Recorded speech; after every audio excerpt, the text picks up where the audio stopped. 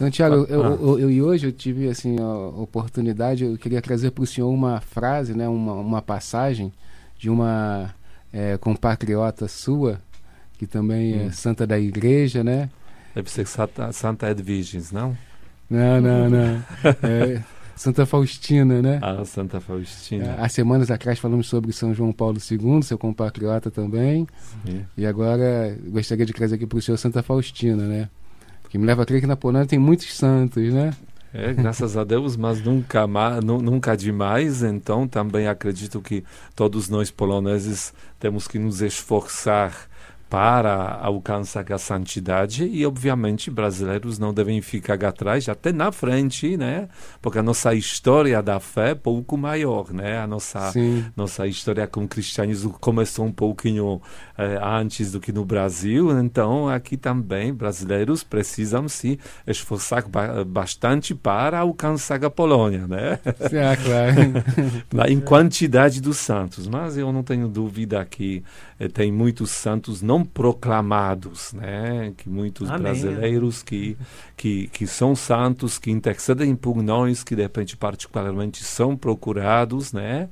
Mas que talvez não são conhecidos, mas que realmente já chegaram a uma plenitude da vida, né? Isso que é bonito. Mas aí fala, João. Então, Santa Faustina, né? Que ela teve uma revelação particular do Senhor Jesus Cristo, né?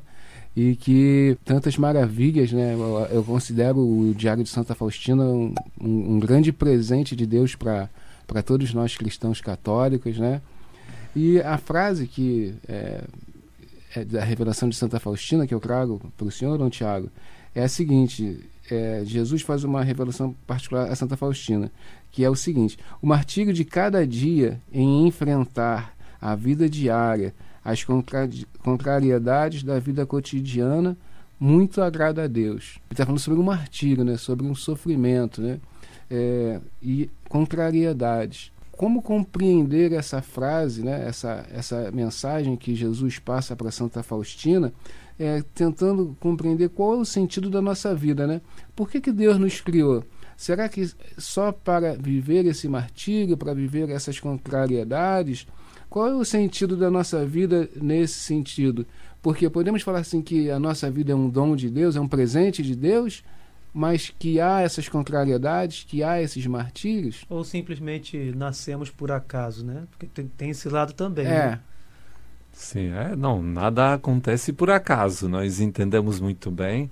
Ou, falando em outras palavras, para pessoas que não têm fé, existe o acaso, né? Para aquelas pessoas que têm a fé, obviamente acaso não existe, porque tudo está incluído num plano de Deus, na realidade que Ele criou e na qual Ele nos inseriu, né? Então, vocês fizeram, na verdade, muitas perguntas, né? Nem sei por onde começar. Mas o martírio de cada dia. Martírio de cada dia. Exatamente. Podemos olhar por este lado. Por quê? Porque normalmente pensamos assim, que a vida é legal quando é tudo maravilhoso, tudo é fácil, tudo é alegre. Aí nós podemos dizer, agora vivemos a vida, ela tem sentido, porque ela é agradável. E tantas vezes, nos momentos contrários, vem um pensamento contrário. Se eu estou agora sofrendo, se vem uma dificuldade, se vem algum problema para a minha vida parou de ter sentido. Neste momento, eu nem sei porque eu existo e tudo mais, né?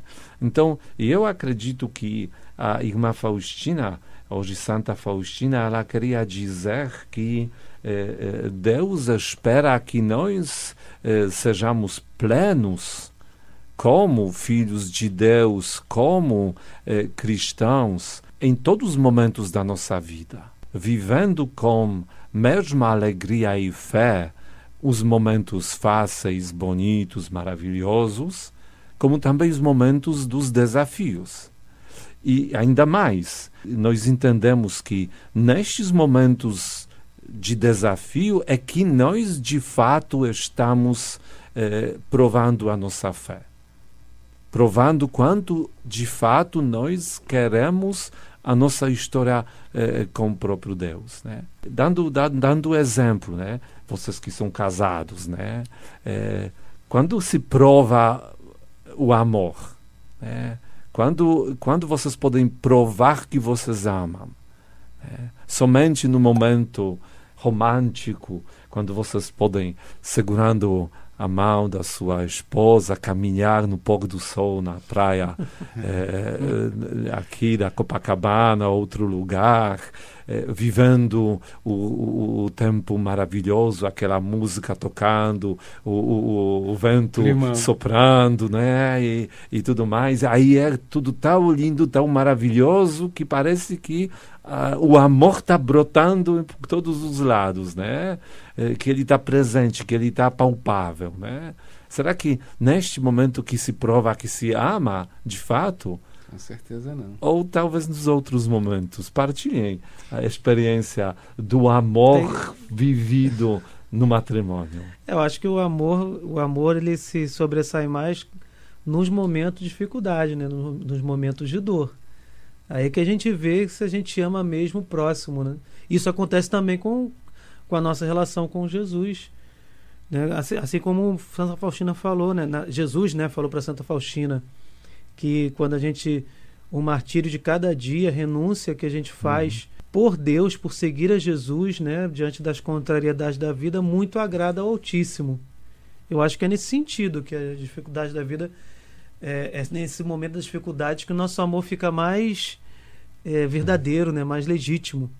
Inclusive, lembra a passagem que nós comentamos antes da gravação, né? Sim. Sobre os violentos. Seria bom que a gente até colocasse aqui, porque eu acho que tem a ver com essa questão de dar, sim, né? Sim, os violentos eu vou ler aqui, ó. Desde a época de João Batista até o presente, o reino dos céus é arrebatado à força, e são os violentos que o conquistam. Baseado nessa questão do martírio, da renúncia diária, eu acho que não é bem os violentos fisicamente falando, né?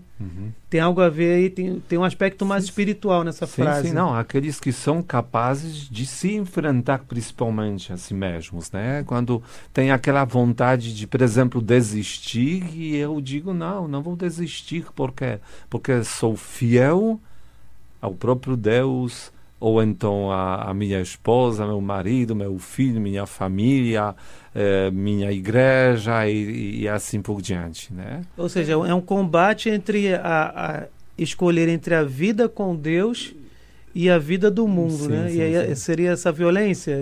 Porque a vontade é sempre escolher aquilo que é mais fácil. Isso é como se fosse natural, né? Sim, água, ela escorre por onde quer dizer, para baixo, né? Ela naturalmente vai nessa direção onde tem declínio, né?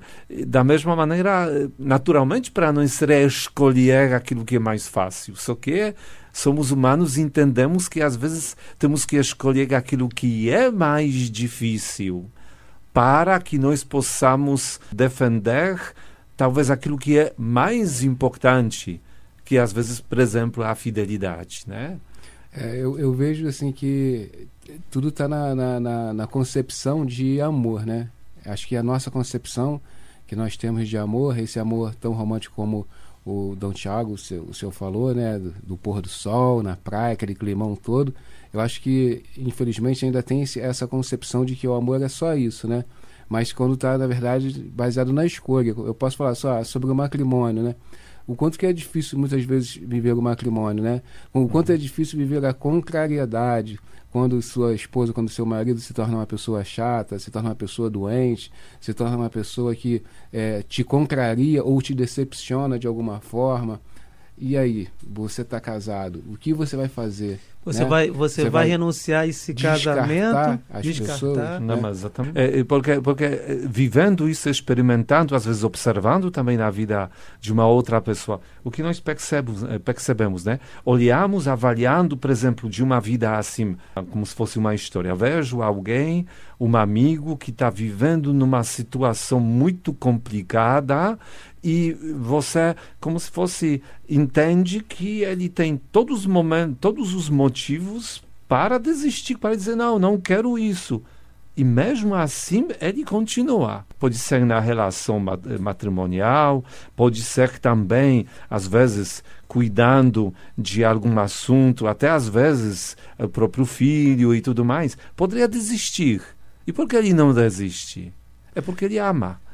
O senhor falou uma coisa assim, muito interessante, desculpa interromper o senhor. É porque alguns programas atrás nós estamos falando exatamente sobre a maturidade, né? E a maturidade nada é melhor do que nos colocar no nosso próprio lugar, né? Sim. Então, o que eu vejo hoje, né, falando até a questão do matrimônio, a questão dos filhos, né, a questão do amor, o que é esse amor, né? Que muitas vezes a gente vai ver que quando uma pessoa se torna inútil para a gente tende a descartar, né? Inútil no sentido de que temos a tendência de aproximar-nos das pessoas quando elas têm utilidades para a gente e nos afastarmos quando elas passam a não ter mais essa utilidade, né? A gente tem alguma coisa para oferecer, a gente está próximo. Não tem algo para oferecer, a gente se afasta, a gente descarta, né? E muitas vezes nas nossas relações isso vai acontecer. Ou então a gente julga porque tal pessoa, talvez, ela já se tornou inútil ou ela se tornou insuportável para nós, né?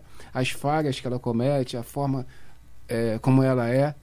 E o que eu aprendi para mim, né? Isso eu tiro um testemunho da minha vida.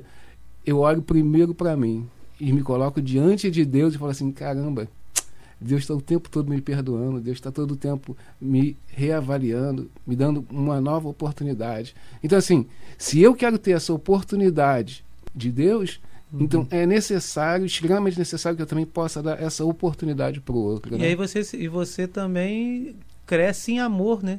Sim. Se engrandece com mais ou menos aquilo que acontece nas bem-aventuranças. Bem-aventurados misericordiosos, porque alcançarão misericórdia. A partir do momento que você consegue viver essa abertura de coração, você se aproxima mais de Deus ainda. Né? Sim. É tudo um círculo de virtude. Sim. Qual é o grande problema? É que pessoas vivem por amor, só que por amor doentio, que se chama egoísmo. Amor e interesseiro, que já não é amor, vezes é assim, né? E as pessoas acham que isso é super natural, né? Como você falou, João. Estou com aquela pessoa porque está tudo maravilhoso, porque está me dando aquilo que eu estou precisando, que eu estou precisando, né? Me dar prazer, me dar alegria, algumas outras vantagens. A pessoa de repente já não pode dar, não me interessa, traz algum tipo de dificuldade, algum tipo de tristeza, obviamente eu tenho que largar.